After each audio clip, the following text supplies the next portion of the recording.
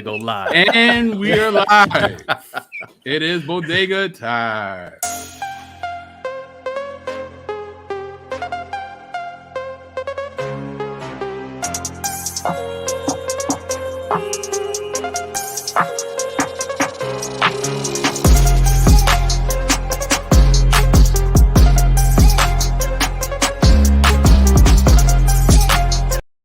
Yeah, what's going on, party people? The place to be. I go by the name of the BK Apologist, transmitting all the way live. New York is the city, Brooklyn is the borough. What's good? What's popping, everybody? As always, we like to say hello to everyone. I'm still cracking up, man. You guys are terrible. You guys are terrible people. I don't know what you're talking about, BK. Yeah, okay. Plausible deniability. So, as always, please tell a friend to tell a friend. Please share the link, like, share, and subscribe. And if you'd like to support the ministry, you can hit me on the PayPal. And if you would like to be a monthly supporter, you could become a patron where you get an assortment of goodies for your personal Bible study. And with that being said, we'd like to say what up to the people in the chat. We got Pastor Troy. What's up? You know what I mean? We're praying for the New Orleans. Hopefully you guys don't get hit too hard. You know what I mean? We got my man Byron in the building. You know what I mean? Hold up. Okay. We got Bodega Lady Shotty Mills in the house. We got my man Greater Works, aka Kevin, Kev, Captain America in the building. You know what I mean? So yeah, man, just please share and as always, we have, nothing but illustrious guests on the panel. And we're going to start off with saying what's up to Dr. Doom himself, apologist in Detroit. What's going on, sir? What's going on, everybody? Happy to be here. It's been a while, so it's good to be back. In the bodega, picking up my lottery tickets. Woo, woo. Yeah. And then next to him, of course, we have CMB, the ambassador. What's going on, sir? What's up, good people? How y'all feeling? Glad to be back in the bodega. What's good? Good, chilling. And next to him, all the way from Brooklyn to the West Coast, we got my man Darrell in the building. What's going on, Rel? Yeah. What's going on? Brooklyn only. This is only a vacation time right now. That's a heck of a long vacation, bro. You've been there for a minute. But I feel you, though. You're repping home team. I get you. Yes, sir. I get you. And then, of course, we have Mr. Servant of Christ in the building. What's going on, buddy? What's going on, everybody? I hope and pray that you're doing well. Excited to be on the bodega. It's been a minute for me. So let's get it popping. Yes, sir. And as always, we have to discuss this gosh darn pandemic. How long has it been now? It's a year and a half at least. Is it going on 2 years? Going on 2 years, I think. Yeah, it's been at least a year and a half. Okay, March. It started in March of 20. So March of this year. So April, May, June, July, August. Almost a year and a half. A year and 5 months. Wow. So SOC, what's going on with the COVID by you, sir? Everybody is actually behaving. Really? You're based kidding. On nope. So for me, it's every time I go into the stores now, everybody's wearing their mask. So it's rare, but it's happening. So I'm happy about that. Everybody's loving their neighbor as themselves and trying to take care of each other. So it's looking better. Cool. What's going on in Detroit, sir? Yeah.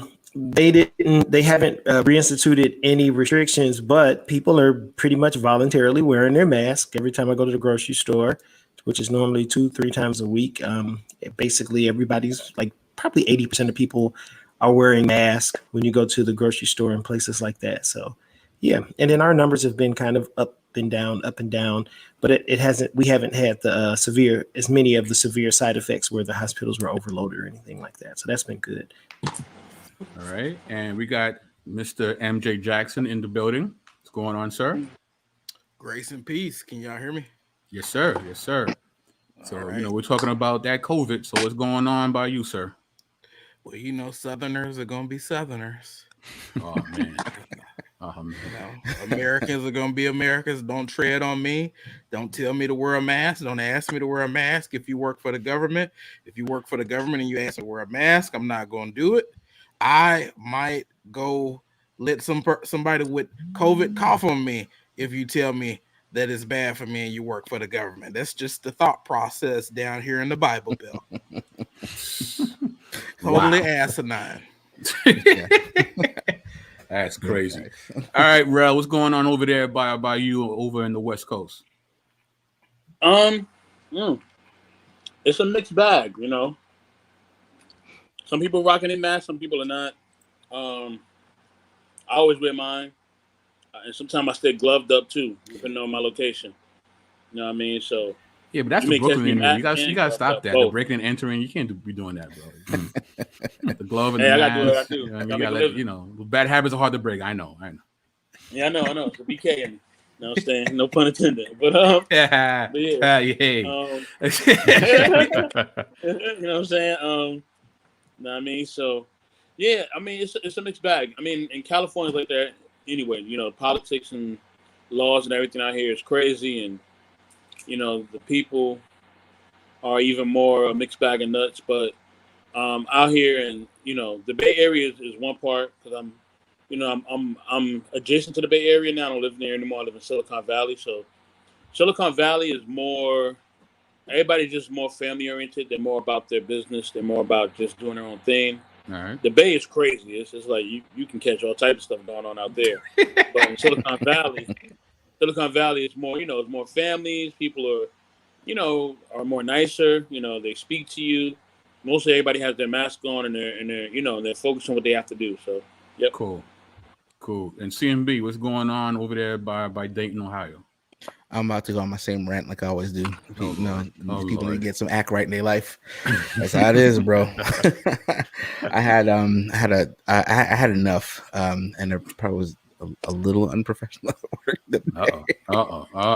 So yeah, it got a little political, and I just I don't know if anyone that's friends with me on Facebook saw it posted with I don't like either party. I think they're all a bunch of clowns. I don't like them at all.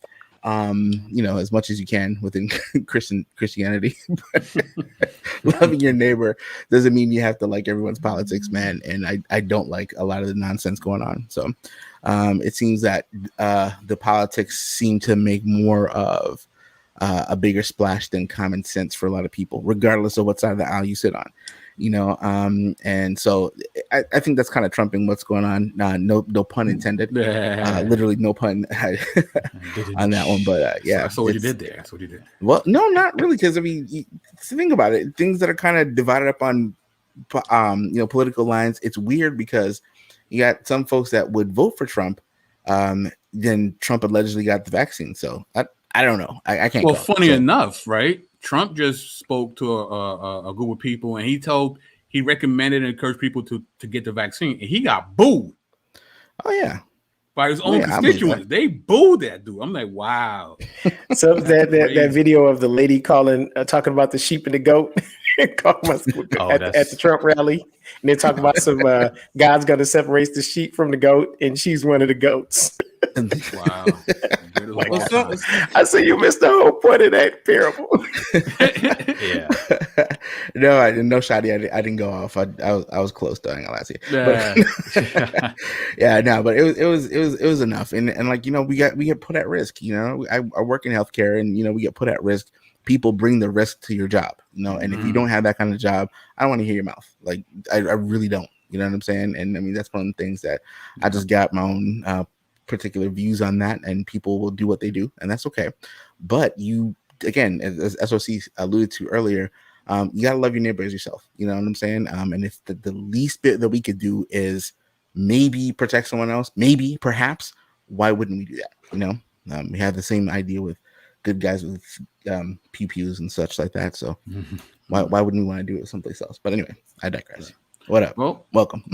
Yes, thank you. Over at the Gran Manzana, aka the Big Apple, we are it's going back up. It's now 3.63% positive and 18 new deaths, and so it's slowly ticking up. And I'm concerned about Labor Day weekend in New York because my Caribbean people, boy, we turn up on Labor Day. You're CMB knows. You know what I mean? The Caribbean Day Parade, which has been canceled, but that's not going to stop anybody from, Juve and all that. You know what I mean? It's like festivals and carnivals and all that. But and we're meeting. My church is meeting in that Sunday, not this Sunday, but next Sunday. It's the first time we're gonna be in the park. I'm like, good timing, guys. Now that it's going back up. Good, right. But we'll be outdoors, so we should be all right. But right on time. Right on time. So with that being said, let's get into the shenanigans. Yes, let's. Tony Hawk is selling skateboards infused with his blood for $500 each, and it sparked a debate about the condemnation Lil Nas X received for his, quote, Satan shoes. According to Insider, Tony gave 2 vials of his own blood, which was mixed into paint used on the skateboards. This means that the limited edition rides are infused with 100% real Tony Hawk, as their slogan boasts. According to Liquid Death's website, 10% of the proceeds from the skateboards will go to both Five Garrets, I don't know what that is, an environmental nonprofit dedicated to reducing plastic pollution, and Tony's own organization, the Skate Park Project, which is committed to building skate parks in underserved communities. And someone said, so Lil Nas X can make custom sneakers with blood in them, and there's outrage. But Tony Hawk can make skateboards with his own blood in the paint, and somehow it's less of an issue. Yeah, makes perfect sense to me. So I find this interesting, right? Because there is, I don't want to say unfairness, but there is a difference between, I guess, this white artist, right, Tony Hawk, and this black artist. But we're gonna fight over who gets to use blood in their products, right? Yeah, I'm like, it's you're both creepy. It's nasty, right? And maybe Tony Hawk is being a bit creepier because he's using his own blood. He fell down too many times. So I kind of get what he's saying here is like, yeah, there's a unbalanced scales here in a sense, but this would not be a great example of systemic racism. In my opinion. Yeah, it's like, yeah, but no. I mean, what do you guys think? Well, I mean, each of these come in a context, man. Lil Nas X created a video of him dancing with the devil in it, right? And he to top it all off, he has a shoe with blood in it. We don't know who blood it is. Right. You hear all these stories about don't touch the gas pumps because they might have a needle on gas pumps. Might be needles. I saw a meme the other day about people sticking needles in toilet papers, wiping them off in rolls of toilet papers. Yeah. So we don't know who blood it is.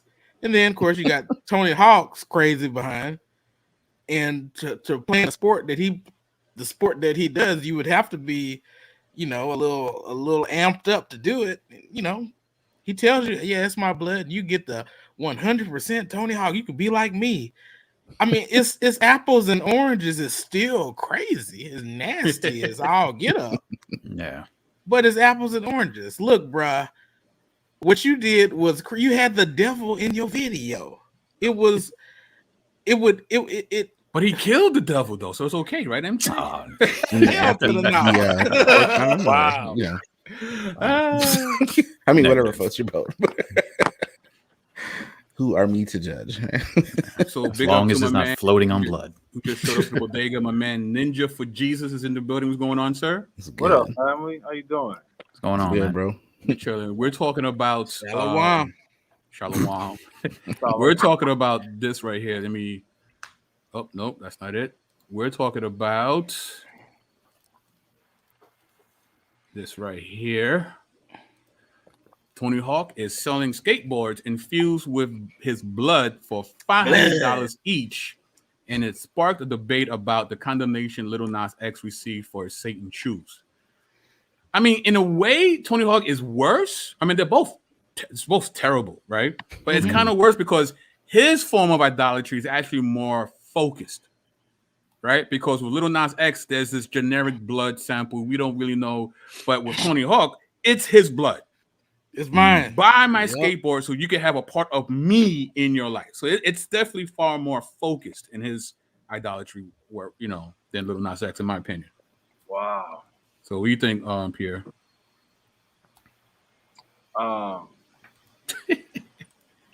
That's just big idolatry. Just big eye, I don't know. He's like, I have no words. I really don't. That's just weird. The skateboard infused with blood. Like, okay. But it's for a good cause, though.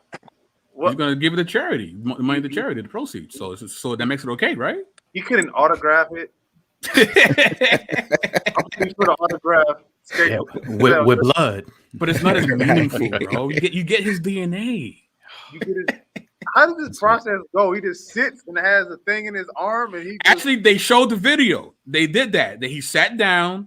They took the 2 vials of blood and they put it in the paint. They actually showed you the whole process. How many skateboards is he selling? What was It's limited. It's limited edition. I don't know how many. Why doesn't he just take that money and donate it? Well, some of the proceeds is going to go to 2 charities. Like $2. Oh, I mean, I don't out of know the how much, 500? but, My goodness.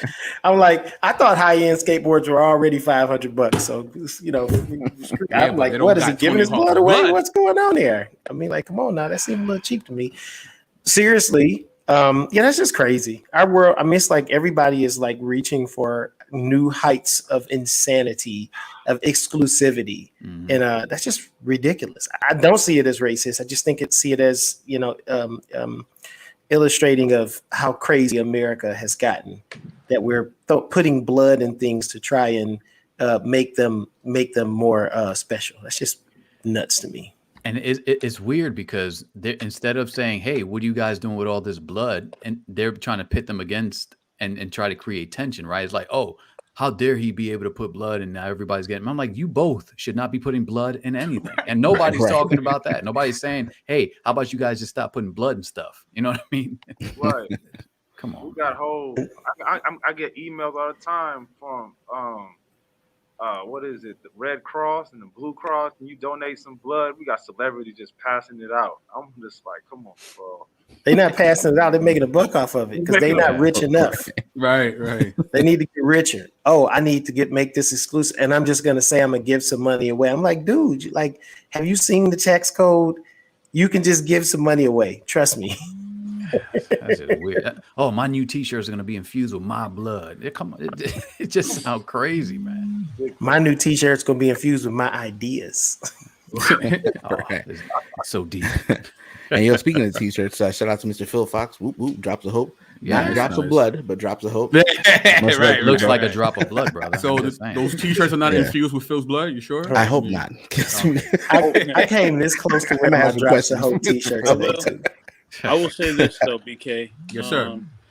I have no problem with the blood induced skateboard at all. No problem with it at all. He said blood induced. I mean, yeah, blood induced skateboard. In fact, if I had the money, I would buy one. But I don't.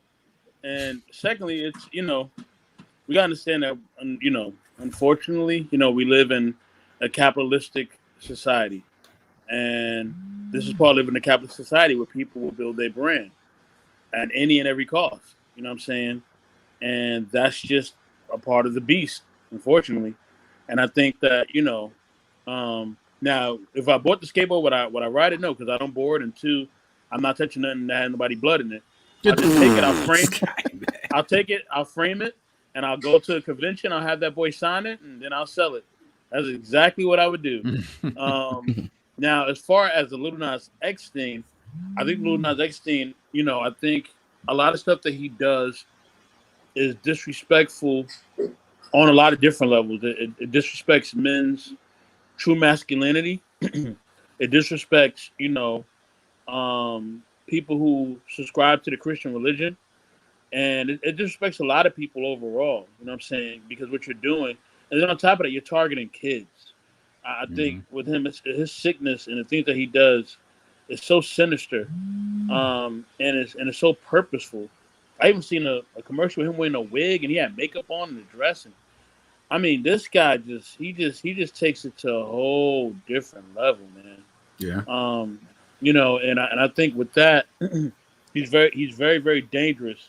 If you do have children, or if you have anybody who likes that type of music that he makes, he's very dangerous. And I think that, you know, I think that with him, I think a lot of people need to call him to task because you're on a video and you're basically doing sexually explicit you know things and depictions to someone who's supposed to be depicted as Satan himself, like Right. and then you kill him and do. I mean, it is going way too far, man. It's a lot. Going way, It's a lot. way too far.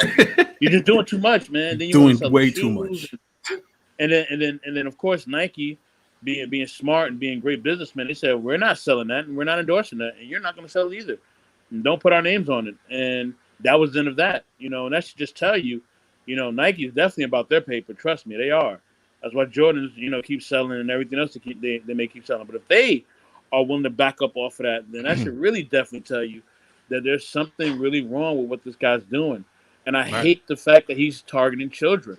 I think that is the biggest thing with him. Not only what he's doing is to me just completely disgusting, but the guy is also targeting children, and makes it even more disgusting. And he belongs in a jail cell right next to R. Kelly, right next to him. They should be cellmates, literally. Tell us how you really feel, bro. Oh, bar, what up? Right, I don't know. Based on that trial, R. Kelly might like that. Oh, easy. See, The trial, no, seriously, the trial's been like crazy, man. I've been listening to, like, slowly reading some of the testimonies, and I'm like, man, I never knew it was that bad. It was pretty bad. Yeah, the craziest thing is that he has somebody personally hired just to play basketball with him anytime he wanted. I thought that was just nuts. Like, you just got one guy that you paying to play basketball with you whenever you want. He just there. Like, I was like, this guy is gone, man. He was gone. He was just out there. Yeah, he didn't have. You need friends, man. You need friends to be like, man, you off the charts. Like, you gotta, like, you're not even human no more. I mean, like, some of the details coming out of that trial is just crazy. Yeah, I heard he was fining his workers for eating his donuts. Yeah. He was docking their pay. It reminded me of Luther on Set It Off. I'm docking your pay. Oh, the donut.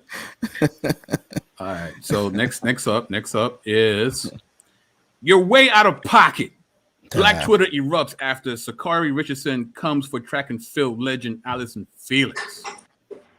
Big up Jamaica one time. Fresh off collecting her 11th Olympic medal at the Tokyo Olympics and in turn becoming the most decorated American track and field athlete of all time, Allison Felix made an appearance Monday night on Jimmy Kimmel Live to discuss her experience in Tokyo, as well as her new sneaker brand, Shash, I guess that's how you say it. But instead of focusing solely on her own accomplishments and endeavors, the 35-year-old took the time to send some love to embattled sprinter Sha'Carri Richardson, who was unable to compete in Tokyo after a failed drug test. I know that she's obviously been through so much, and I hope that she's just supported. I hope people rally around her, Felix said. Obviously, she has a great personality, and she's brought a lot of attention to the sport, and I think she'll be in the sport for a very long time.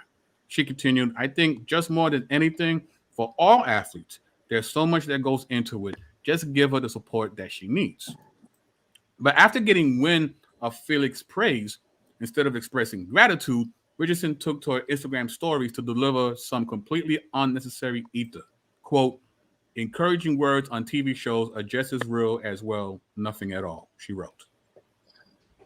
So, what do you guys think of her response?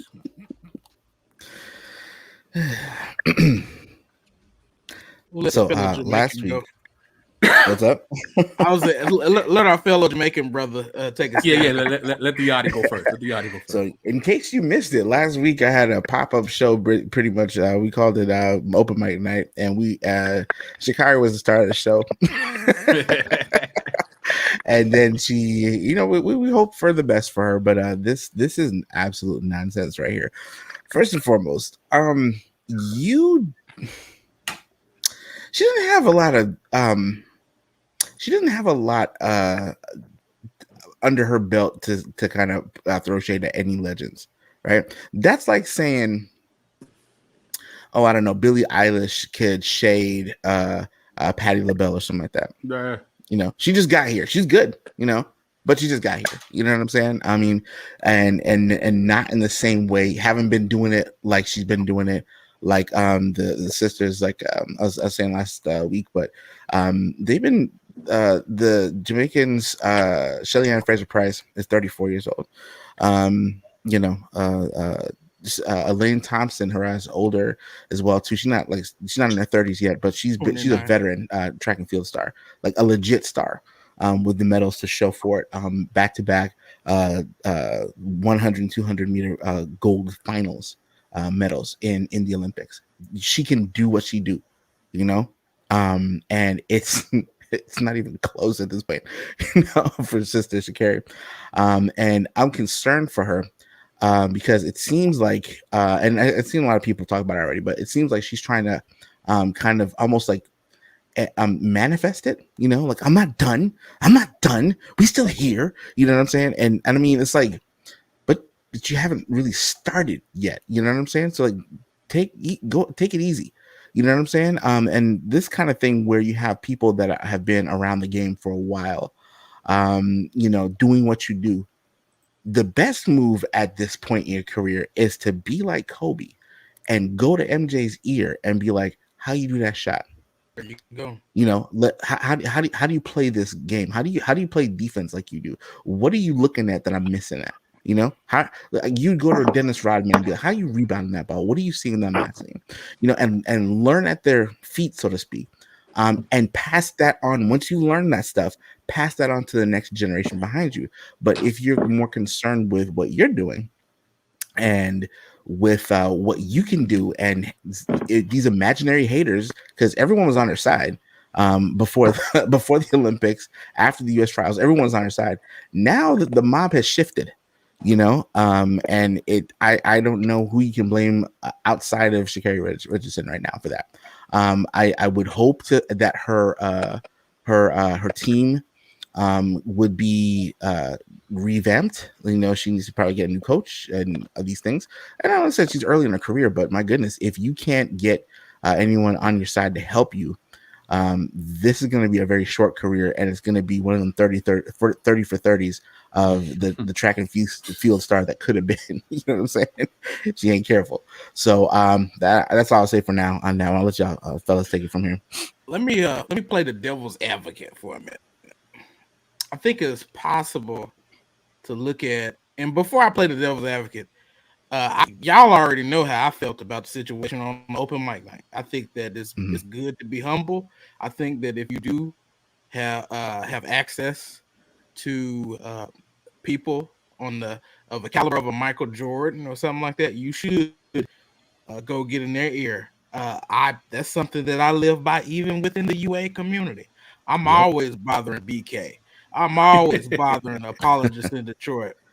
I'm always bothering these brothers, asking them their perspectives on certain scriptures. I'm always calling Adam Coleman in the morning and things like that.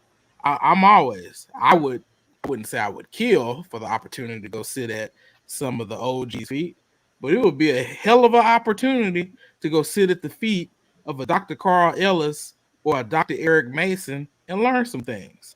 One of the things that I was taught as a young man is not the, you know, when the elder is giving you advice, the worst thing that you could say is I know.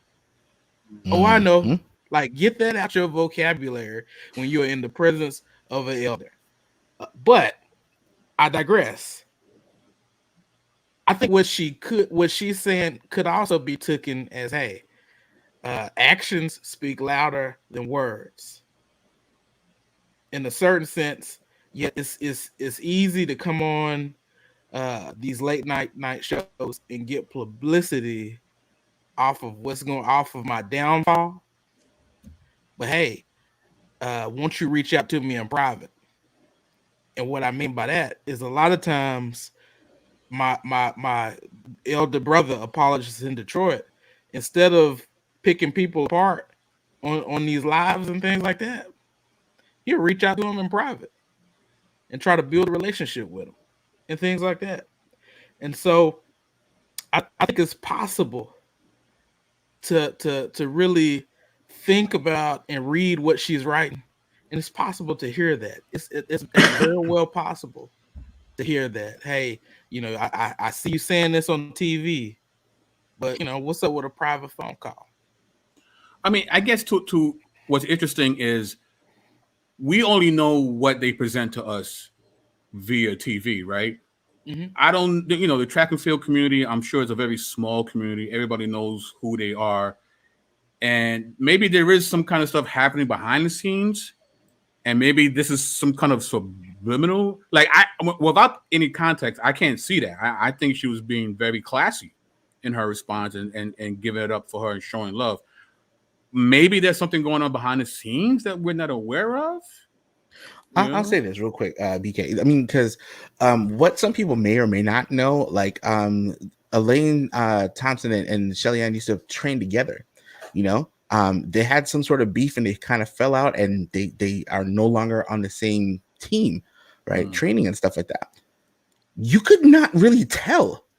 They're not maybe as lovey-dovey as they were before, but they're not like at each other's throats, shading each other, in social media and in the news and all this kind of stuff. They still congratulate each other when they win or whatever the case is. They just traded victories just this past week, whatever the case is. And so, that's in Lausanne and what's this, whether they just went to Paris, whatever. So that's one of those things, or I mean, in Oregon and then Lausanne, France. So I mean, that's one of those things where you have mutual respect. You know what I'm saying? Whether or not you're besties or anything like that. Right. I see what you're doing. You out here. I salute you. Whatever the case is, good job. And then I know, okay, you know what? I'm gonna work on my start. I'm gonna work on my drive. I'm gonna work on my finish. I'm gonna work on my lean at the end and make sure if it's a photo finish, I'm gonna edge her out next time because I want this win or whatever. What you're not going to see is, oh, that's empty words on TV and blah, blah, blah. Right. And I saw another picture today with Shelly Ann bigging up I can't remember the young lady's name from the Ivory Coast. I think it's like Latu or something like that. She was shouting her out, like just saying, I really appreciate what you're doing out here, and she beats the brakes off of her every race. And she's doing her thing. And like, sometimes you have to be able to do that, and if you have issues, okay, you have a job to do, or, we're leaving a legacy for all the young queens coming behind us to run track. And we don't want to see this kind of nonsense going on. Talou, that's it. Thank you. I missed her last name. Byron, appreciate it. But that's one thing that we don't want to leave that behind us. Like, say for instance, God forbid anything ever happens in this crew right here, and all of a sudden BK and SOC start beefing, right? Let me tell you why BK is whack. Next week I can see that. I can see that. You can see right. that. You could. That's terrible. We need to work on some things, SOC and Phil Fox talk about who got the best voice. Phil Fox wins. I lose every time. And so stuff like that happens, and you have beef from time to time, and it's not like you're gonna hash that out in public, because that's not the move. You know what I'm saying? And especially for Sha'Carri, she ain't done nothing yet. You ran a personal best. Congratulations. That's the loftiest goal that you have right now, and you may or may not get it again. You might beat it at some point in time. You might, right? But when it comes to the Olympics, you probably got 2 good Olympics. That's 4 years. After that 4 years, fam, the chances of you competing at a high level in order to medal, let alone win gold in 3 consecutive Olympics, few freaks of nature walking the planet can do that, right? And what we're seeing right now is not a freak of nature. Right. And just And to add, I just when you think everybody's the enemy, you are probably the enemy. Mm. And I think that's how she's coming across in defense of herself for a mistake she made. Now, on an emotional side, we want to. Some of us can justify. What would you do if your loved one passed away right before you had to? Right there's that. We want to rally around her and kind of give some justification for that mistake because she probably wasn't in the right headspace. And without a sincere accountability group to steer you right, any one of us could be in that same position no matter what our profession is. We just make a mistake because what happened to us really hit us in our heart. Cool. Okay. But for me, I was always like, what's going to be her bounce back, her attitude coming Mm-hmm. from this? What is going to be her attitude coming out of this? I mean, we're seeing what her attitude is coming out of this. I think she still believes everyone is against her. And maybe she's not getting support from certain people that she wanted. And so any form of support now was like, oh, that's not genuine. You didn't really mean that. You're just using my name to get more views on your interview. That I should probably be getting if I had actually went to the Olympics, but I'm not getting. So I'm gonna be mad at you for getting the prime time slots. I'm gonna be mad at you for getting the prime time headlines because now when my name is brought up, it's in a disgraceful manner, not in a highlighted manner. Right after I, did my 10.74, right? When she had her personal best, like, oh, this is the face of women's track. When she had her personal best, even though we knew her personal best was still borderline second, third best in the world compared to what them girls are doing in Jamaica, the women are doing in Jamaica. But in our soil, when she did that whole 10.74, it could have been faster. Her personal best for everybody was like, look at Shari. And then in less than a week, that was snatched from her. That does something to a person's psyche. And if you don't have the right support group around you, it'll be hard. You won't be able to identify the right enemy. And so then everybody becomes the enemy. And nothing genuine comes across to you as genuine, even if it is genuine. So I think that she reminds me of like one of them celebrities that you watch and you see them going down and you know they're going down. Like you're like, man, this ain't gonna end well. Like you watch Amy Winehouse or you know what I mean, you see a different athlete and they keep getting in trouble or unfortunately, you see somebody like DMX. You keep seeing it like, man, this gonna end bad, man. I know it, I feel it. And then it finally ends bad. And that's the vibe I get from her. You know what I'm saying? Like I think unless she gets the right people in her corner and she really does some real internal digging and just get out of this, and this was really wrong with a lot of the younger people, of African descent. They have this ratchet culture. She has to get out of that ratchet culture.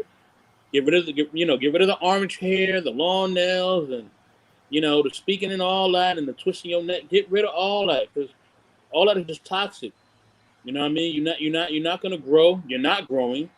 You know what I'm saying? You're not progressing. And if you're looking, for a mate on top of that, you're not gonna find a quality husband. Not like that. No real man's gonna put up with that. Not at all. That department. You got a lot of digging in, man, internally. I don't think she's looking for a physically, okay. Physically, she's a great athlete. She's a phenomenal athlete. You know what I mean? We can't take that away from her. She's a phenomenal athlete. But Darrell, you're breaking up, bro. We can't hear you. Yeah, Darrell stole my thunder. Because y'all know me. Y'all know I jokingly call her Shanae Richardson. And that's because from the very first moment that I heard this woman open her mouth and I saw the way that she presents herself to the world, she reminded me of Shanae from Martin. This very loud, self-absorbed person that really doesn't, understand how the world perceives them. And Darrell, he hit a lot. Darrell hit a lot of the points, and I try not to focus on how she looked. I'm real sensitive of the fact that a lot of appearance has been standardized by the dominant culture throughout the history of this country. and that I have to remind myself that that's not the standard. That's just a culture, and other cultures have different cultures. And when I look at, you look at some of the things where they go to other countries and they show what other people look like. Their clothing look different, their hair look different, their dress look different. So yeah, I try not to focus too much on the way she looked. It's reminiscent of Shanae. So that the connection is there. I'm really focused on the same thing Darrell is. It's like the way that, for better or for worse, when you ascend to pop cultural icon, you carry the burden of being a role model, and we know the old Charles Barkley, I'm not a role model. Yeah, you are a role model, whether you like it or not. It comes with the celebrity.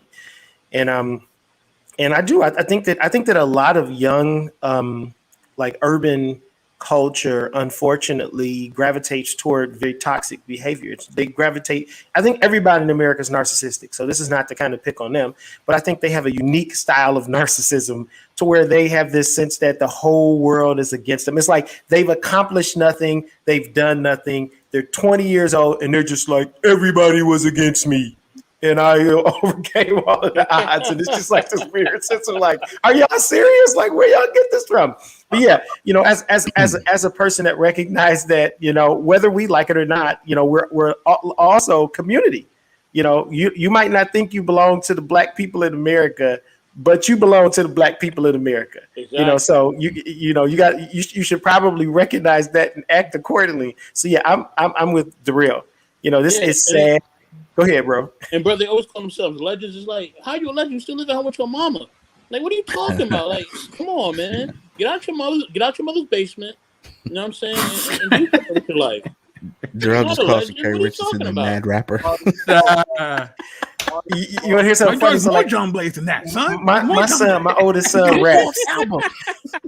My oldest son raps, and he started rapping when he was in high school. And he used to always hide his music from me because he would use profanity, and I didn't approve of him using profanity in his music.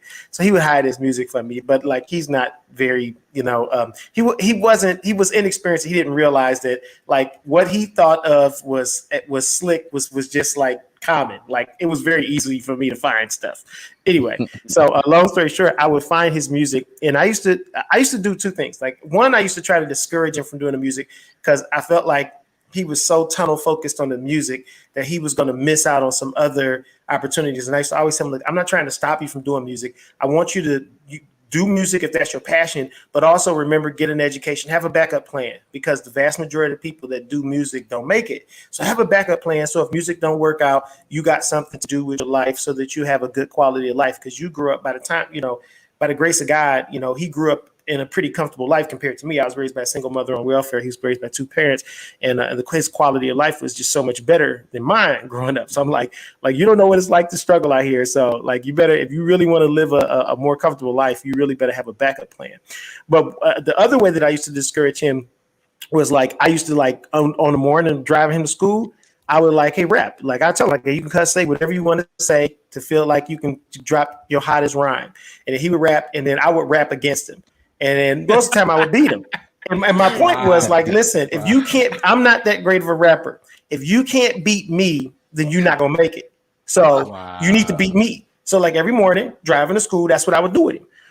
So one of I have some crazy stories with my kids, my two boys. So yeah, but to me, it's he had that, this, he has such the world is against him. And I'm like, no, you're not. You was raised by two parent household. You were the most probable statistic to make it in this world. That's what you are. You got one thing potentially going against you, the color of your skin. I know a lot of people don't believe that, but the reality is, there's still some race issues here in America. But I'm other than that, and even to an extent, compared to even my era when I grew up, that's not even as challenging as it was. Yeah, that reminds me of that scene in 8 Mile. It's this is Clarence. And Clarence got two great parents. That's crazy. Yeah. Phil Fox says, let's get some bars, Detroit. Big Yeah, Pun. I'm not the throw a beat greatest. on. Hey, Someone listen, throw a I beat wasn't. on. I wasn't trying to be a rapper. I was just trying to prove to my son that if you can't beat me, you're probably not gonna make no money doing this. Wow. I'll send you some links to some of his music if you want. It's out there. It's on Instagram and YouTube and Cool. stuff. So Cool. And there's, Spotify, whatever. and to add, there's a delusion, and I think that God bless her soul sincerely. Like she represents a lot of where this generation in America is. Mm-hmm. But there's this delusion, like I said, that they're something's against them. It's not really against you. That they're a legend. You're not really legend status yet. The whole "I'm here to stay" comment was so ironic because you came in last place. So are you here to stay in last place? Or are you going to do what is necessary to actually compete on a high level? And then the reality is that we saw a snapshot of what would have been the Olympics. And it's like, we're so glad that you had a moment that I don't want to say this in a harsh way, but it's like, thank God something else happened so that we didn't have to see this debacle at the Olympics on behalf of the USA, Team USA, because that would have really been bad for Team USA to have who represented us on the highest level possible finished last in the biggest stage possible when it comes to track and field for women's.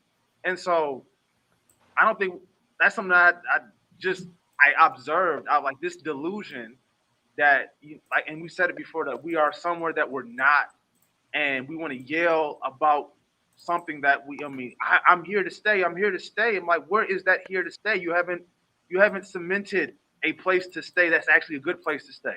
I hope you don't mean you want to stay in last place. I hope you mean you're actually going to compete on a high level. But what you got to do to compete on a high level, you have enough humility, like our brother already said, to whisper in the ears of the great. How did you become great? So there's a lot of learning lessons from this delusion that we're seeing, but that we can all be susceptible of. We can all be susceptible in this believing I'm the greatest rapper alive, or I'm the greatest preacher alive, I'm the greatest. I was waiting for a break because I think this is where this comes from. I don't know if it's like, I'm not super familiar with my urban culture, particularly the New York ones, but it was like the 5%ers. Like, okay, you get like in the early 2000s, you get Jay-Z calling himself J-Hove, Right. and talking about how he's the greatest. And then you get all the other rappers kind of following suit, coming out and taking their shots, claiming that they're the greatest. And this kind of works its way down into the next generation of rap music to where everybody thinks they're the GOAT. Like, I mean, remember, okay, think about Drake's first popular hit, right? Over, he claiming to be the GOAT in like on his first album. That's crazy. Right? First line, right? Wow. So yeah, to me, it's like, okay, we can see the sociological, conditions that brought people to this notion of greatness when they haven't even accomplished anything. It's just, I hope that we're able to overcome that, because I really do think that it's sad that pop artists, like rappers and things like that, have the most philosophical influence on our culture, on our people. Well, he said first rhyme, first name greatest, last name ever. Last name ever. Right. Craziness. Pure craziness. Pure craziness, right? Right. But that's this, and that's it. And everybody's out now, and everybody thinks everybody think they the stuff. Right. I'm like, look at your streams, man. CMB, you want to say? Yeah, just one last thing. This culture, we talked about the culture. I mean, mediocrity will not get you haters. You know what I'm saying? Mediocrity will not get you haters. It's just not a thing. You know what I'm saying? And you see that a lot. And like I said, I say this a lot, but I do have a love-hate relationship with TikTok. And I follow a lot of these barbers, because I just love barbering and stuff like that, or whatever the case is, when someone can really kind of do their thing. And you see a lot of really, really bad barbers. Yo, you see it? Oh, you see this blend? No, yeah, I see. I could probably do a little bit better job with my kids than you can right here. You know what I'm saying? It's bad. And then sometimes, oops, I skipped you. Right. But you see stuff like that all the time, and I'm like, bro, just take it easy. Learn something first. You're probably in barber school still. You're not that fly. Chill. You know what I'm saying? Just learn something. learn your craft. And that's the thing, you never want to get to the position where you're the smartest person in the room. You never want to be in a position where you're the baddest man in the room. You know what I'm saying? This was one of those things that you always learning, growing in your craft and stuff like that, whatever it is. And I just, again, I really hope that she can turn around. I hope she gets a new team, gets some new training, and really shows us, as consumers of track and field, whatever, what she could do. That's what I really hope for her. I got that. I cut the hottest rice bowl out there, man. I do the Timmy like nobody. And yeah, Byron, yeah, Drake did kind of back it up. If depending on how much of that is actually him. In retrospect, yeah, I mean, he had one. Depending on how much of that is him, though, too. True story. Yeah, I mean, that's like we're drifting somewhere else. But if we're talking like top 5, he's not. I'm sorry, he's not in the conversation because so he Not used at all. someone else's pen. Let's just be clear. Doesn't mean doesn't exactly. take away his artistry. Doesn't mean he doesn't make dope records. But if you're talking top 5 MCs, he's no longer in the conversation. I would say J. Cole. I would say a lot of guys who's still in the game right now, at the top of the game right now, is ahead of him. They came after him. Yeah, and they're not even in the top 5. The top 5, I think, is just cemented already. Right. But my point is, guys who came after him would be lyrically ahead of him right now. Yeah, of course, definitely. Yeah. I mean, come on, we can't. I'm about to talk about Wheelchair Jimmy. We're gonna keep it pushing. Again, great. The man can rhyme. He got some songs, but if you're using another man's pen or a woman's pen, you're no longer qualified to be in this conversation. He's a pop star. I would never take Drake seriously as a lyricist. If I want to be in the mood on a cold winter night and I just want to be in my feelings all night while I'm driving.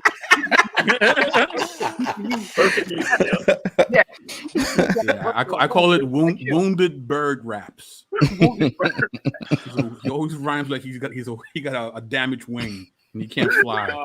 Anyway, let's get to the next subject. Oh man, we're derailing. All right, here we go. They know. Oh man, the milk crate challenge is exploding on social media. Some platforms are trying to remove it. Don't remove it. The original video begins with a crowd gathered around a stack of black and blue milk crates as a woman with pink hair dressed in a sports bra and leggings begins her ascent up the pyramid. She places her foot on the first crate, then the second crate, and somewhere around the third stack, the towel beneath her white flip-flops begin to wobble, and she falls, sending the pyramid of milk crates toppling across the lawn.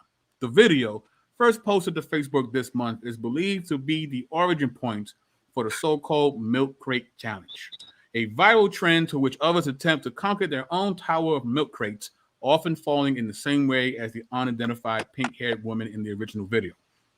The videos have received millions of views on platforms such as TikTok, Facebook, and Twitter, and countless copycats have posted their own challenges to social media. But concerns from doctors and safety experts have led some social media platforms like TikTok to remove videos of the challenge in an effort to prevent users from serious injury. Dr. Vonda Wright, an orthopedic surgeon in Atlanta, said surgeons like herself have been sharing videos of the challenge and encouraging their followers to abstain. This is probably the one that I've seen that has the highest potential for bodily injury that will take people out not just of their daily lives, but could have lifelong implications, she said. So what are your thoughts about the challenge, gentlemen? Like Bill Cosby said to Theo, this is the dumbest thing ever. Like, this is the dumbest thing I've ever seen in my life. This is so dumb. I mean, you can break your leg, you can break your ankle, and it's like people aren't thinking like, listen, EDD money running out in about 2 or 3 weeks. So, you get a medical bill. It's really a wrap for you out here. Like, y'all tripping. Then you want to go to the ambulance and pay an ambulance bill and then have to be in the hospital. Then you make it COVID while you're in the hospital because the hospitals are a big COVID area too. Like, I don't understand it. I don't understand. It's like when dudes was like throwing water on themselves and doing the ice bucket and all. I'm not doing no challenges, no milk crate, no ice water, no challenges. No challenge for me. Thank you. I like my health. Thank you very much. You know what's funny is I was doing this in 1982. like 1982. I mean, but I was always like That answers a lot for us. in all That answers a lot seriousness, of questions for us.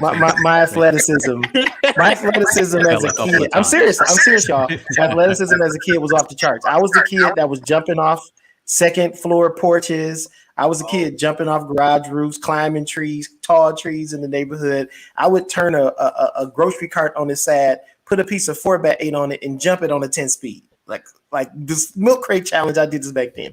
But I'm like, I knew that I could, for me, it was like doing challenging feats and stuff like that as a kid was like, hey, that was summer. It wasn't no, video games. This was before Nintendo, So you got Atari, you got like this was what we did. Today, no good reason for this. Particularly grown folks. It's one thing for like a 10-year-old kid to be outside doing some crazy stuff like this. It is insane that adults are trying to do this challenge. That makes no sense to me. And I'm like, what? Do you not have something to lose? Do you not have a job, a house, a car, anything that you feel like is at risk for walking on these crazy? It's that COVID is not enough, Chris. I'm good. I'm good. COVID is not enough. I am good. Crates will. What I think you said? I said, if COVID don't take us out, the crates will. Right. You want COVID or crates? You got to pick one this year. We can control the crates part, so we feel more safe. But I've never seen falling become so popular.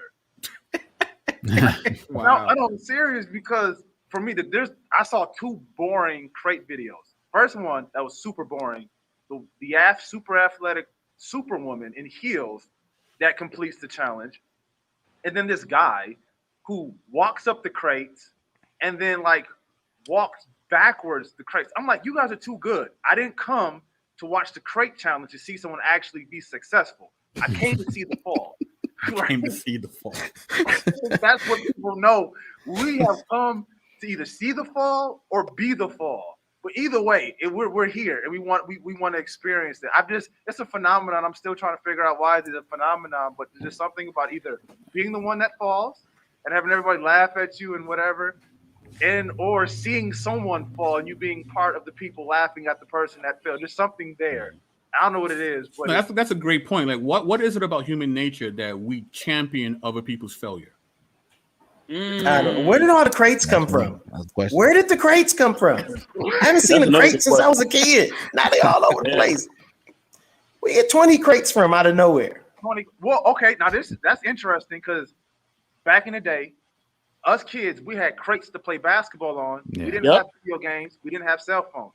Now kids got video games, cell phones, HBO Max, and TikTok. So those crates are not being used.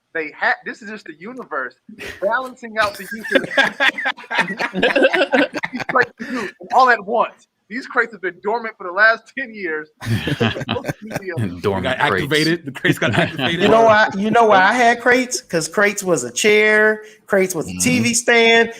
We used crates for everything when I was a kid. Yes, sir. Everything when I was a kid. You paid a table. You put some crates up, put a piece of wood on top, you got a table.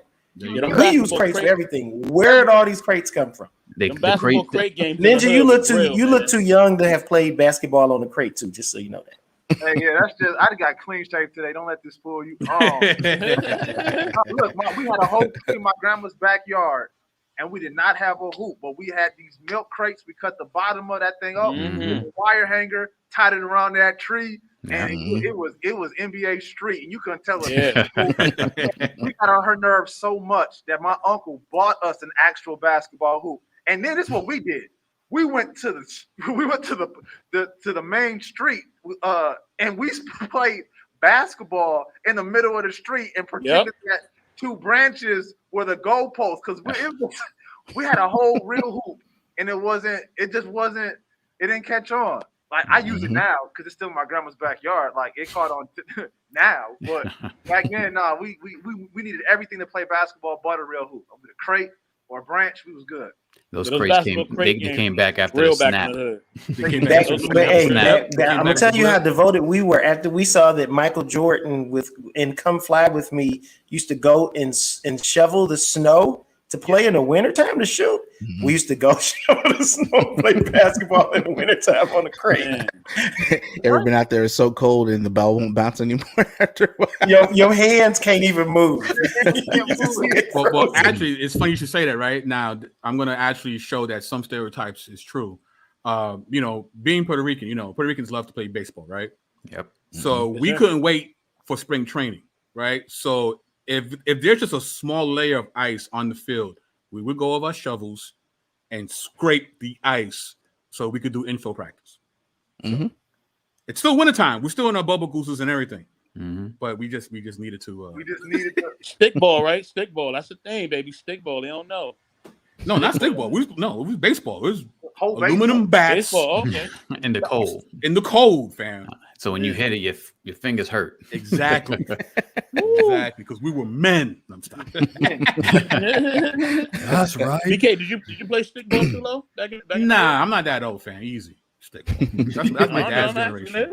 That's my dad's generation. Easy. Yeah, but I'm not even mad about this milk crate challenge though, because it's gonna keep me in a job for a very long time. You're You know what I'm saying evil. about that? Wow. You're evil. Wow. Hey, CMB are going to be working for a somebody gonna long do it. time.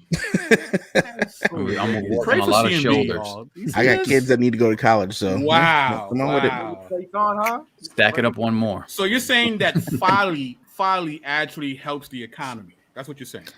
I'm saying it helps my economy. It's That's a good capitalist right there. That's terrible. That's right. Good capitalist. He's a good American. Good He's a capitalist. good American. Proud to be an American. Where at Man. least I know I'm free. All right. Last I'm waiting topic. for Last one of them topic. pastors. Mr. Now, Dang, yeah. I'm gonna put it out there. I'm waiting for one of them pastors to use this as their analogy. Oh, it's coming. It's It's coming. coming. You know who's gonna do It's it too? Homeboy. What's his name? Pastor Todd. Oh yeah. He's gonna do it. Vegas loves got props. odds on it. He loves props. Yeah, I'm pretty sure he's going to, but he probably going through the liability waiver right now. Now, Ty, you fall at the top. How you gonna cover that? Oh, He's gonna be like, you see, just like the Tower of Babel, they built this long tower, and Marcus Rogers went on a 20-minute rant about it already. Somebody posted that under Damon's thread. They posted a clip. Marcus Rogers he spent 20 minutes giving us all the crate analogies as people fail. I was like, we get it, bro. That's crazy. Oh man. But let's get to the last topic here. Spider-Man No Way Home trailer drops after leak. Peter Parker seeks Doctor Strange help. Woo! The long-awaited trailer features Parker after the events of 2019 Spider-Man Far From Home. The student/superhero is living in a disrupted world where his secret identity has been revealed by villain Mysterio, Jake Gyllenhaal, including to his girlfriend, MJ Zendaya. Parker implores Doctor Strange, Cumberbatch, to cast a spell to allow the world to return to a time when no one knew who was underneath the Spider-Man suit. Powerful magic that draws protests and a dire warning from Doctor Strange's sidekick, Wong, who calls the spell too dangerous. Doctor Strange still casts a spell, and the newly reordered world quickly devolves to chaos, pushed by Parker's continued concealment of his secret identity.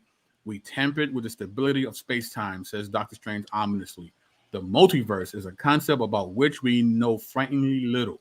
This multiverse opening invites the return of the once vanquished villains, including Otto Octavius, Alfred Molina. Spider-Man No Way Home comes to theaters December 17th. Are we hyped to see this? Yes. Oh yeah. Yeah, Why? Yep. Why are we hyped? Yep. because all the Why other we movies so far this year has been boring. Can't wait to Not review all it. of them. And I want to see the two Spider-Mans too. I want to see them come back because I heard they're in the movie. I heard the original guy to play Spider-Man is in the movie, and I heard the other guy to play Spider-Man. Well, that's the rumor. Tobey Yeah. Maguire and Toby. Andrew Garfield. Yeah. Andrew Garfield. I didn't like Toby until he turned into Venom and he started dancing. That's when I stopped liking Toby. You like Yeah, that was a horrible Jimmy scene. down the street. You like that? Yeah, with the Saturday Night Fever backdrop. Nah, man. Hey, That was man. terrible. That's why it went Almost left said- for me. It went real I left. for me. almost Oh, said man. something mean. It's fun to look at now. It became a Then- Lifetime movie. Yeah, at That then movie we is were a like, Lifetime movie. Like it's nah, man. Thank goodness it was like 2.5 hours. So that was just like bonus. yeah. But anyway, I bring this up because for the last 10, 15 years, the Marvel / DC comic book hero film has completely taken over film.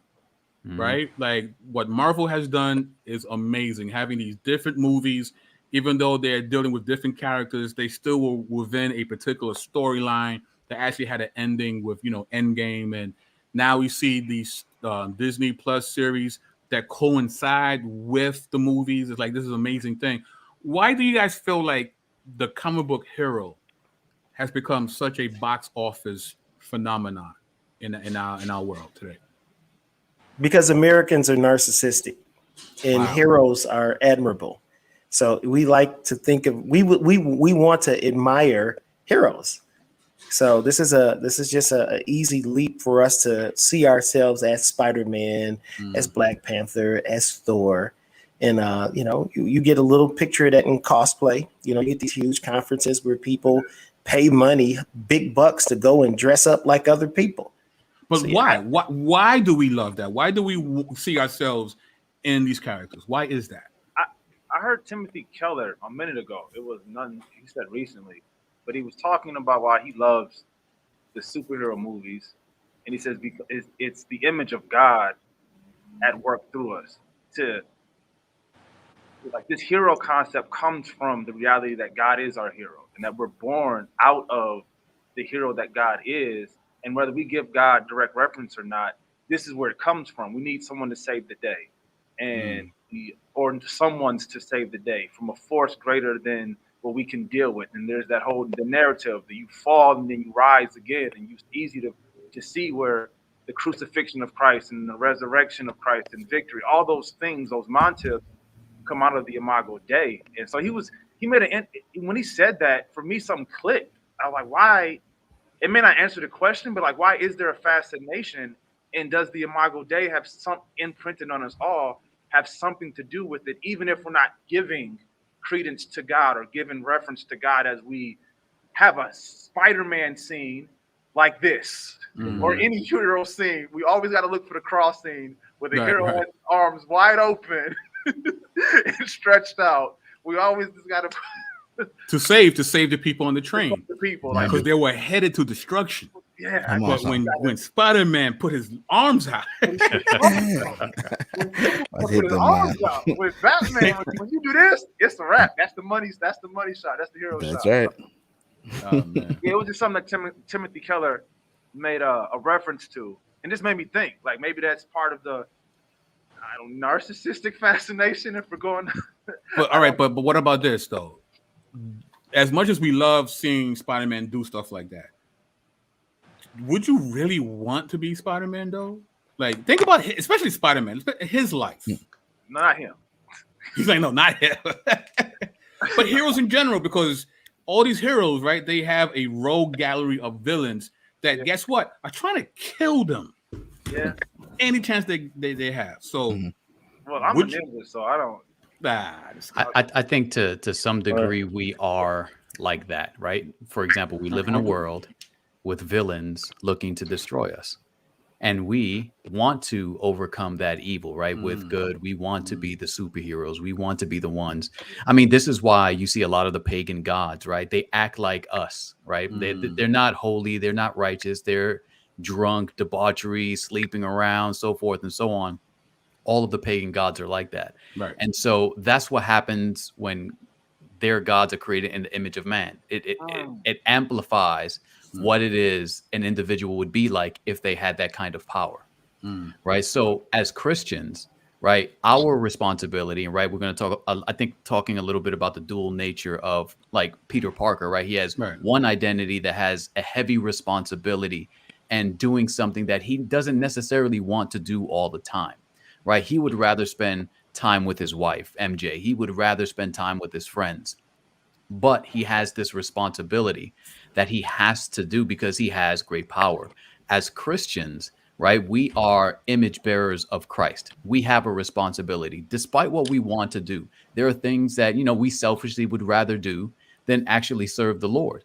And so we have to kind of struggle with that the same way Peter Parker does. Now, what's cool about Peter Parker is you see the rise and fall of him going up and down. Sometimes he succeeds, sometimes he falls. And this is how we are as Christians. There are times where we hit that mark. We do exactly what the Lord tells us to do. And there are many times where we don't, and we miss that mark greatly. And so I think what happens is we start to look at these individuals and start to like self-reflect and say, man, I want to be the person who always overcomes. I want to be the person who actually does the right thing against all the odds. And I think that's the fascination with people when it comes to superheroes and watching these things. But I also think that superheroes are a great representation of what it would happen if man became a god, because they're not holy and righteous. They're going to do things that are wicked and selfish. Good stuff. Good stuff. There was an idea. No. Yeah, but even the Pastor Honey Coates, I hope I didn't butcher his first name. He took over the Black Panther, right? Yeah. comic book series, and I love the mythos that he creates. How the gods that, including Bass, I believe they weren't actually gods. They were just beings with superpowers that saved this Wakanda, the humans of Wakanda, from the originators. They were beasts that they were beasts that were over that land. Humans showed up, and then these superpowered beings save the humans from these beasts, and then they ascend to another realm, and they become gods. So kind of to the point, it was just, if we had those type of powers, it's like we would make ourselves to be gods, right? And we actually saw that on a lesser level with the Roman Empire. At the height of the Roman Empire, that's what it was about. They were the emperor. Tiberius was considered the son of God. His father, Caesar Augustus, was considered God himself. It's in us to want and to desire this godlike status and this crave for power. And then you just spoke about Jay-Z calling himself Ho. How many other more rappers call themselves the God of the South, the God of Charlemagne? God of the. He's not a rapper, but he's So a there's this God crazy complex commentator. Charlemagne the nerd. of our depravity. Our sinful nature. There's still that God complex that that comes out of our narratives, and it's scary. I don't want to harp on it too much, but it is kind of scary in that context. If we had actual power, like Peter Parker, not just I'm a great rapper, I'm a great author, I'm a great speaker, but I could actually shoot webs out my wrist, or I could command lightning, or I could move water. Like that.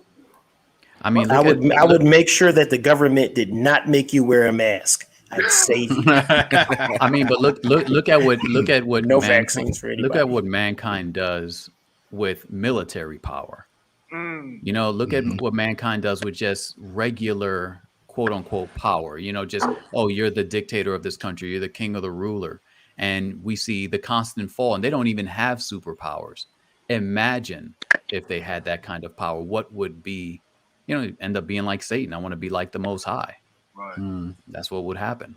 And does I happen. mean, I think the best picture of that is Lex Luthor's his cynical belief that someday at some point Superman is going to turn against humanity. Yeah. It's like it's unfathomable for him to see Superman to stay consistent as this virtuous and altruistic being, this person. And he's going to take on humans' worst nature, which is to be selfish, and he's going to turn against all of us and be our God. And we need to plan for that day. Right. Well, funny enough, Batman feels the same way. Right. He has contingency plans for everyone, including himself. Right. Yeah. It's Superman. Right. Yeah. With that being said, I'm a Batman type of guy anyway. I wouldn't want I ain't no Superman type of dude. Like, even though I like Superman powers, you're the anti-hero. Anti-hero. Yeah. I'm a Batman type of guy, man. I want the Batcave, the Batmobile, the gadgets and all that. Do kung fu and all that. Yeah. Batman. I mean, but it's interesting. Like, we'll look at and you have those two, right? You have the Justice Superman, then you have they will look at Vengeance Batman, and I think a lot of people give into Batman. Number one, Batman is more human, right? He's the regular guy, so everybody's kind of drawn to this. Is why he's a very popular character. He's flawed, He doesn't have the superpowers that everybody in the Justice League has, but he's intelligent and he plans things out. And paranoid. And paranoid, which is technically a superpower that makes him kind of so focused, like he over prepares, right? So we're a lot of us are like that. Like we want to be the individual who's smart in every situation. And so it's interesting because you see Superman, he's that ideal human in a sense, but he's an alien. He comes from another world. He comes to bring salvation to the world, to be its protector. You see all these Jesus Christ underpinnings in Christ. I mean, even when you look at Zack Snyder, when he talks about how he made Superman, he talks about how Jesus Christ was an inspiration in many aspects to his version of Superman. To the original version as well, I believe. Yeah, to the original version. I believe the original, the people who created Superman were a couple Jewish guys that modeled him after Christ. No, you see, so I mean, and it's interesting because we see this is the difference between Jesus and those false gods. Jesus actually is God. He is perfect, right? He's not flawed like Superman, because Superman, although he's all super guy, he makes mistakes. He's flawed too. He falls short. Even when you look at the entire narrative of Scripture, right? You go from the Old to the New Testament. The Bible does this beautiful thing of kind of talking around Christ, right? It talks about King Solomon. It talks about David, and you see all of these heroes, quote unquote, of the Scriptures, but they always fail.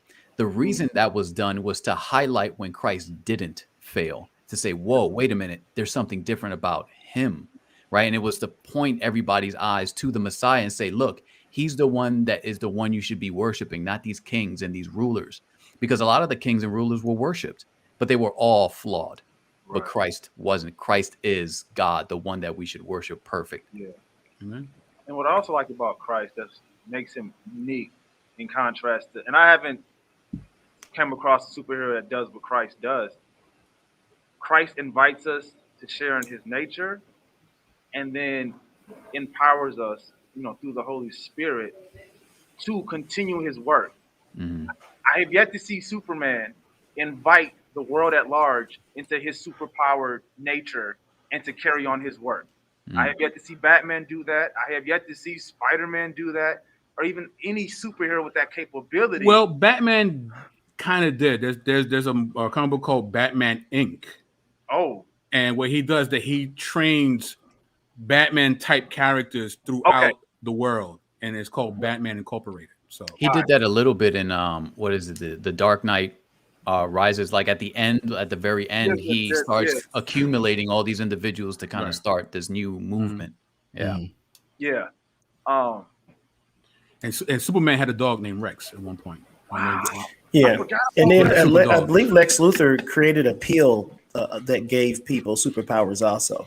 Not to necessarily share into it. Again, that was more out of his paranoia and kind of leveling the playing field kind of a deal.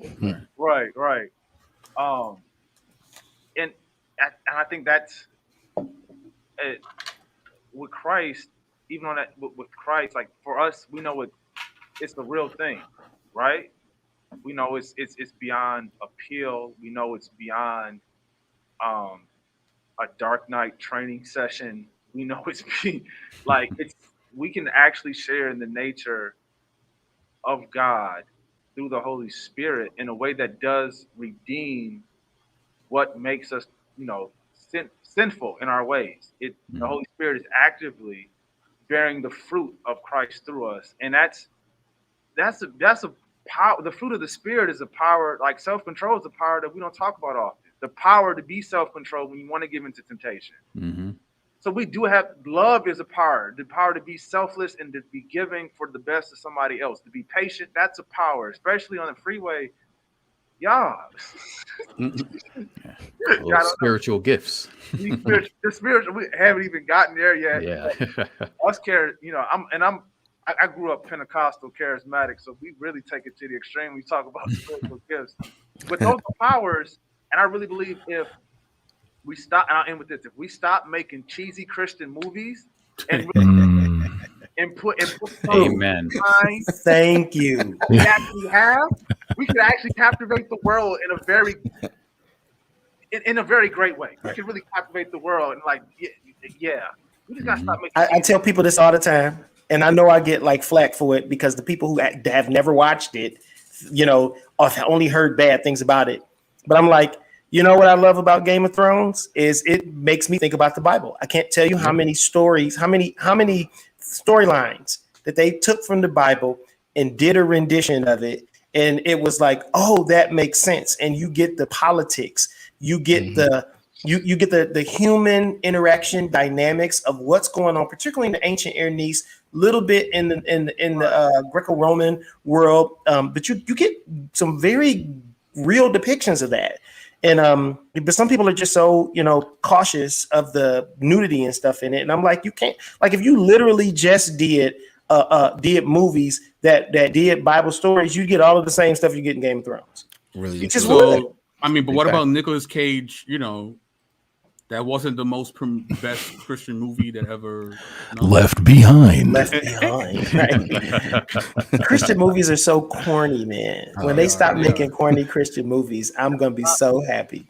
This summer has gone so Brady. Put the corner away, Bill man. Fox, boy. We got too many epics in the Old Testament and too much with Christ versus the devil and the evil empire in the New Testament. It's too much. I can't believe we haven't figured it out yet as Christian creators in terms of the cinema arena. I'm telling you, I think one of the best ways that I would do a film about the Bible is under the kind of underpinnings how Lord of the Rings did it, where they did the supernatural interacting with the natural and just kind of using those kind of elements, the way it was shot, you know, showing the lands. And I think Lord of the Rings did an excellent, it's my favorite trilogy of all time is Lord of the Rings. Absolutely. But I think the way they did it, I mean, you can take, for example, the elves and use the individuals in the heavenly realm, and, you know, just kind of do things like that, where you start painting these beautiful pictures for people to see, so they can actually see the beauty in Scripture. Because I think far too often, like you said, you've got these corny movies out there that aren't showing anything that's in Scripture, and so people are captivated by something else. Whereas we as Christians should be painting a beautiful mosaic for the world to see of Christ. I mean, we can really do Exodus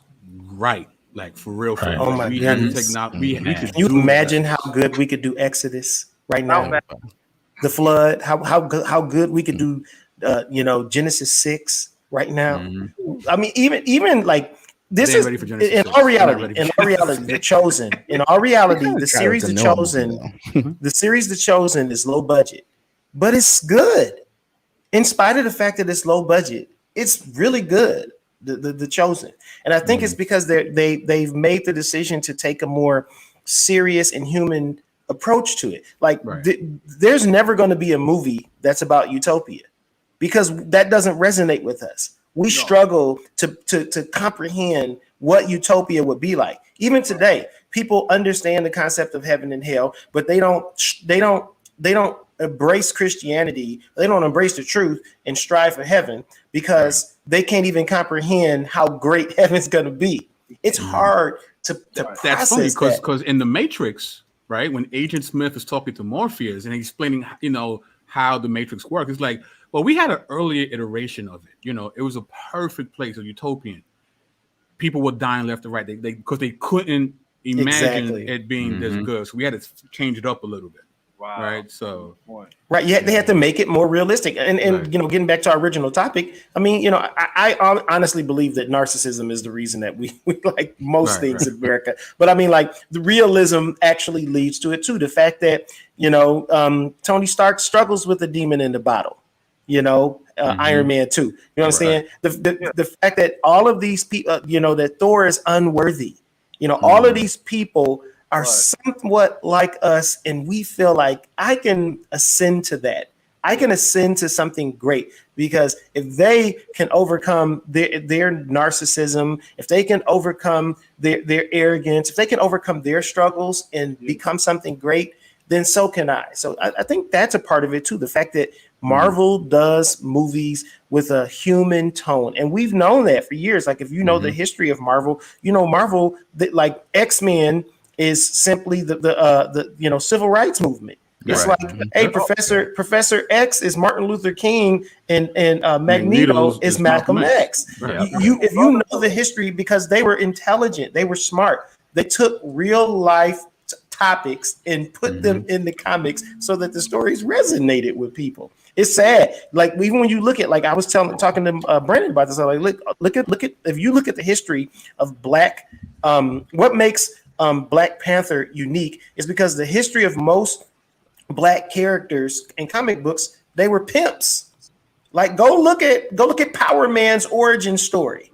Go look at the origin story of most Black, and it's like, so when you see a Marvel it's Blue Marvel, the Black superhero with Marvel that's like Superman. When you see a Black Panther, when you see somebody where society was kind of transcending this in this inherently racial thinking to where they can imagine a Black person being noble, being regal, that you can see something like that. You know, so to me, I think it's that the real reason that movies, particularly Marvel, I think Marvel has captured the conscious of American society or the world society in a sense, is because they tell human stories. They tell human stories that resonate with us, and they tell creative stories. And I think that's a part of it. You know, the fact that a lot of storytelling had lost its creativity, and they were just kind of rehashing. Oh, let's do part 19 of this story because the first one made $1 million. So let's just keep doing parts of it. Whereas Marvel's they've got like tons of stories that tell the human condition over decades that they can draw from to tell a great movie from. Right. Yeah. Phil Fox, you just stepped in. You have any comments about this subject? I don't really do a lot of comics and stuff, so I don't have a lot to draw on when it comes to this particular portion. But yeah, I mean, as far as Christian movies being trash, I second and third that. I mean, because it just sort of boggles my mind. You know what I mean? Like, and it sort of shows like motivational stuff. You know what I mean? I'm sure there's people who at least identify as Christians that would be able to use their skills and resources, but instead of throwing their energy at stuff that could possibly, be redemptive, right? Folks are chasing after the coin, So, I mean, and I know we've spoke a lot about those types of things, Bodega and all our other channels and stuff like that. Just the American Christianity just has a warped view of how we should be living out this life, and we were just talking about that earlier today. A few of us in sort of the background, we were talking about how this idea of how the church should work and how we can share resources and all these types of things. So that sort of just comes to mind when it comes to these types of things. So, right. But anyway, yeah. So that's my little. Good stuff. Good stuff. 10 cents.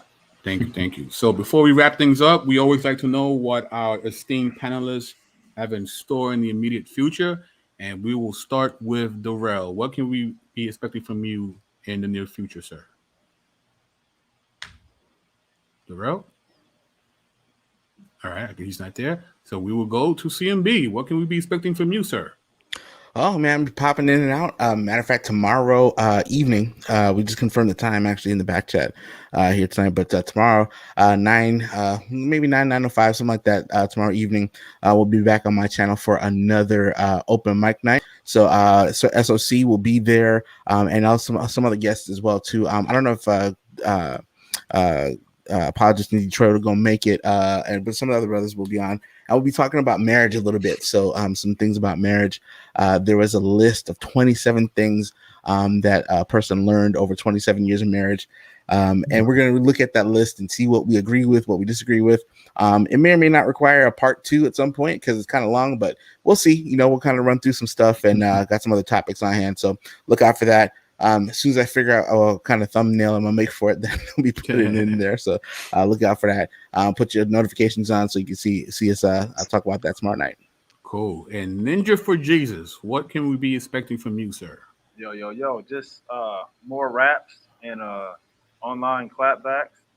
Yes, sir. Yes, more raps and online clapbacks. I'm busy in Minnesota building up this open mic ministry. So we're 3 weeks in. We're supposed to have a boom because it's in the back to school season, so we have backpacks to give out, school supplies. So it's going to be pretty rocking good times. I'm having fun digging into that. But then also just got a lot more music to come out and to push out, experimenting with some new sounds and just expanding just my dexterity as an artist. So yeah, just rap some more clapbacks. That's it. Rapping clapbacks. Nice. Darrell, what can we expect from you, sir? Yeah, I'm sorry that y'all missed me for a minute. Sorry about that, y'all. I had to take care of something real quick in the household. But yes, please tune into the platform that my friends are a part of called Knowledge and Relationships. That's Mr. Hall of Fame. He's a wonderful, great man. Mr. Hall of Fame Forever 23. He's great, man. Check him out. M3, First Lady Tammy, DJ Eddie F. King. BK has been on that platform a lot of times. Mm-hmm. And I've done a little bit of work for him as well. You know what I'm saying? So, yeah, I definitely appreciate y'all having me on this platform. I truly appreciate it. And I would love to reach out to all of you, individually and just, talk, network stuff, but also, just talk about life stuff too. You guys have a great head on your shoulder, and I would love to just, convo with you and build with y'all as well. Right. So I appreciate it. BK, the mentor, you know what it is, man. Love you, brother. Thank you so much. Bro. Yes, sir. Now, you see, this is why CMB has to have this show tomorrow. Because look at this, Amir. Rule 2 of marriage. She's right, you're wrong, even if she's actually wrong. See, there's a desperate need for this. But kind of true. I'm just kidding. Desperate need, CMB. This is right on time, brother. Right on time. Mr. Phil Fox, what can we be expecting from you, sir? Yeah. So I will be making a comeback. Coming, yeah. Actually got some stuff. Don't call it a comeback. I've been here for years. Yeah. But yeah, I got some stuff cooking with SOC, the 2 golden voices of apologetics. Nice. But yeah, that's the thing SOC like. But yeah, so it's coming in probably the second weekend in September.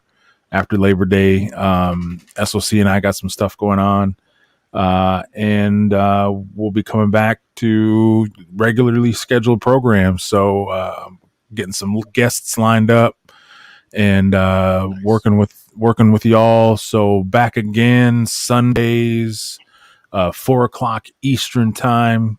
Y'all be ready to get some study on, stir up some controversies, and hit some social justices, and probably have some across the aisle differences coming on. So yeah, I just want not that I want to be. In other words, Mr. Fox is here for the smoke. That's basically that's right. Yeah, but in a good way. You know what I mean? Like, I got to put the Mr. Phil Fox spin on it. You know what I mean? True. Like that is true. You know what I mean? So some of it is controversial. Some of it probably, some folks probably won't agree with, but I like to try to at least make people think, and have sort of reach across the aisle a little bit. So. Right.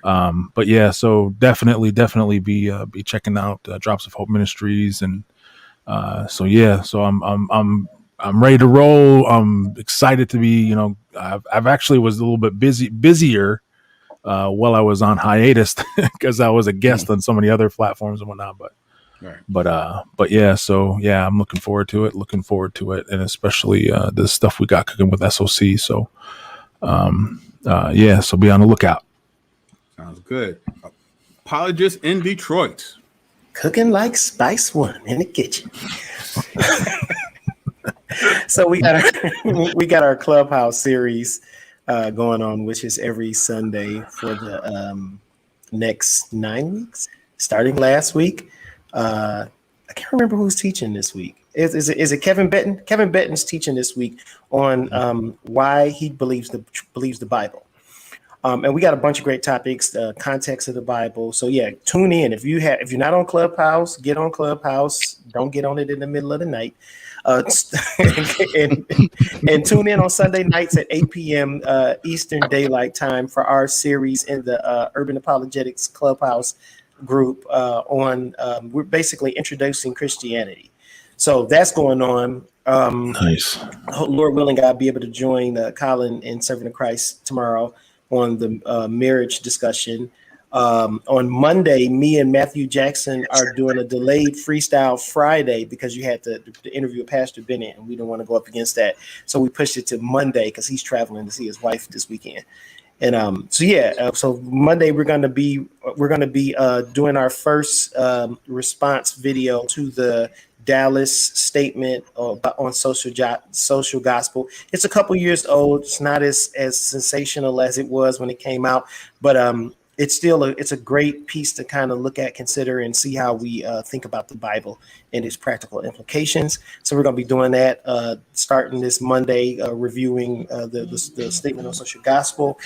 And I think I mentioned you guys, I paused blogging because I got encouraged by a bunch of people and decided to turn my blog, effectively what I was doing there, into a book where it's more systematic and coherent, and you can get the full picture of what I'm talking about instead of hearing me talk about the Bible and social justice and thinking, human flourishing, what is he talking about? This guy's crazy. So pray for me. I'm doing my right. And then as usual, I'm always in the streets. I'm a missionary to the city of Detroit. It's been It's been long a gift, I believe, from God, and a passion of mine to serve humanity and to tell others about the gospel and to disciple people. And by the grace of God, I've been given the opportunity to do that as a vocation, as a living. Part of that is fundraising, which isn't very fun. I don't know why they call it that. But, if you're interested in hearing more about that and supporting me, apologisindetroit@gmail.com. That's where you can reach me. And outside of that, I've been doing, it's been great, as COVID restrictions have fallen off, for me to just be able to get out in the streets and to actually talk to people, love on people, show people what Jesus is offering in his lordship, and see people's lives and worldviews change as they come under the lordship of Jesus. So, that's been a great to experience, and that's often what I'm doing, even when you don't see me. That's my superpower. Missionary. Servant of Christ, what it do, bro? Well, if you guys would like to study with me, usually I do it on Saturdays. These next 2 Saturdays, I'm not going to go live just because I'm working on something big in the background. And so usually if you guys like verse by verse Bible studies, making it easy to understand, you can go to my page, Servant of Christ Ministries on YouTube. But just like we did tonight, we actually got a little sneak peek of what we do on Real Reviews. I have another channel called Real Reviews with SOC. And what we do is we analyze film, not just Marvel movies, but different kinds of movies, and use them to just make this basically an excuse to do another Bible study and to make points and highlight Christ. And even talk about the good, the bad, and the ugly in the world and in film. So if you liked what we did today at the end of this stream, just go ahead and subscribe to that channel, Real Reviews with SOC. I'll drop both links in the live chat so you guys can just click and subscribe. Good stuff. And can I jump for one more second? No, you may not, sir. No, go ahead. Go ahead. Yeah, bro. Yeah. Okay, I'm going to be in DC at Courageous Conversations next weekend. So if you are at Courageous Conversations, inbox me on Facebook or hit comment or something in the bodega so I know that you're there, so that we can link up, maybe have some dinner or something like that, breakfast, dinner or something like that. It'll be great to see anybody who's actually there. Cool. As for me, I have nothing planned because there's some things I gotta do behind the scenes for the family. Good stuff. Nothing bad. Imagine that we have lives outside of YouTube. Yeah, it happens. Life tends to weird. But I would like to talk about the UA. Man has been very prolific in his book writing, and we have another book that we can be expecting, and it's from our good friend LC Jr. Laurenton. It's Hiding in Plain Sight: The False Doctrines of Seventh-day Adventism, Volume 1. If anyone who knows EJ, you know he is an amazing scholar when it comes to exposing this doctrine. Him and CMB have been wrecking havoc in various SDA forums. Let me tell you, it's bad. It's bad. Like CMB will tag me in and be like, "Watch." And they cut people. It's like, you know what I mean? It's Professor X and Magneto. For real. Against the SDA. Dudes, amazing. So I want to comment on this when you get finished, Alfredo. All right. This drops September 1st, right, CMB? Yes, sir. September 1st. Listen, man, I had a chance to check the manuscript, one of the earlier drafts of the manuscript. Oh my God, I can't even begin to explain it. Get it. I pre-ordered my copy. You can pre-order yours on Amazon right now. The Kindle copy is available right now. Print copy will be available soon. You do not want to miss this. Trust me. All right. Please, please, please. Are you going to talk about what the plan is for it yet, CMB? Or are you going to hold you know off? what? Yeah, we can do that. In the next couple of weeks, right? So after the book drops, in the next few weeks, kind of like what we did with our urban apologetics book, where we had like different channels, and we would have book chapter discussions. You know, so we're gonna do that. I'll give everyone a chance to get the book, look at the book, read the book, and then we'll go over chapter by chapter. You know, some of the chapters do dovetail one to another. So in the first chapter, you'll have like a teaching, kind of like what we did on the Sabbath series with BK and SOC. Actually, just this time last year, actually, you know, Labor Day weekend. So where you had a teaching first, and then you had the refutation. So I'm telling you, this book, it does an amazing job steel manning the SDA positions and then dismantling them. You got to check it out. Can I jump in now? Yes. Appreciate it. Okay. Yeah. You know, I talk a lot about human flourishing, and that's and I try to often correlate human flourishing to actual practical activities so that we can kind of gain a clear picture of it and start to think in the human flourishing concept as we're living out Christianity. Okay. Like we are all active in urban apologetics. Urban apologetics is a niche apologetics method that it's niche because it doesn't impact the majority culture. You know, most of the cults that we are engaging, you know, are live in urban areas, and secondly, they are comprised of mostly minorities. So the majority culture, which I'm talking about, the majority culture church, which in America is still predominantly white, of course. If they don't understand the significance and importance of it, then when SOC writes a book, Judaizer, that will help lay people understand how to engage Hebrew Israelites, he might not get the support that book deserves. And then less people are equipped in order for them to you know, engage Hebrew Israelites. And it's the same thing with this new book. Like, you might not know a 7-day Adventist. You might not. But as a person who has toured most of the Caribbean, I've been all over the Caribbean. Guess what? Every island I've been to got a 7-day Adventist church. Every one of them. I've probably been to 20 Caribbean islands, and I've never been to an island that has not had a 7-day Adventist church. It is all over the place down there. And that's why Elsie, who lives in the Caribbean, wrote a book on 7-day Adventism. And what we have to do is we can't model that disconnect that the majority church does, where if it don't benefit me, I'm not going to support it. We have to do the human flourishing thing and say, well, hey, human flourishing is not about what benefits me. It's about what benefits us all. And what benefits us all is people, even if we don't personally are not personally doing apologetics towards 7-day Adventist people, it's for people like us who have the means to drop $10, $15 on that book that will immensely fuel the ministry of Elsie to be able to do it where he's living in the heart of where this type of stuff is happening. Mm-hmm. We got to support this. Yep. We got to support this. Buy a book, buy two, give one to a friend. Understand it's not necessarily you buying the book just for you to learn, although that's good and you should read it, because I was talking to Colin earlier. We were like, man, SDAs in America, they covert. Like, you be having best friends, you be going out to dinner, doing all type of stuff, and you don't even know that they're Seventh-day Adventists.